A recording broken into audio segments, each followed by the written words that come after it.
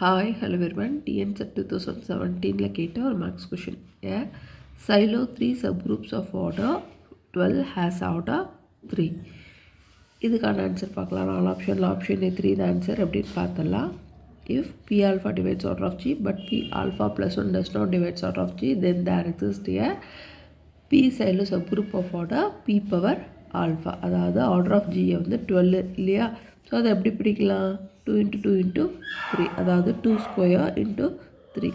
3 power 1 divides order of G, but 3 power 1 plus 1 என்ன 3 square. 3 square does not divides order of G. அதாவது 3 வந்து நம்மளோட 12 divide பண்ணுது.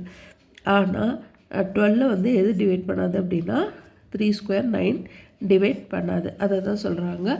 அப்போ 3 சைடில் சப்குரூப்போட ஆர்டர் என்ன அப்படின்னா 3 power 1 3 தான் ஆன்சர். ஸோ இந்த கொஷனுக்கான ஆன்சர் ஆப்ஷன் A 3.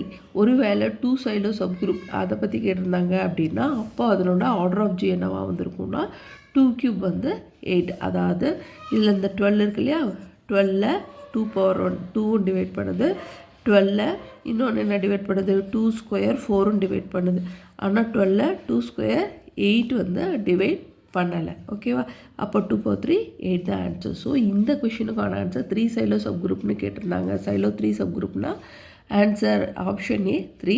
ஒருவேளை 3க்கு பதில் 2ன்னு கேட்டிருந்தா 8ன்னு வந்திருக்கும். ஓகேவா? தேங்க்யூ.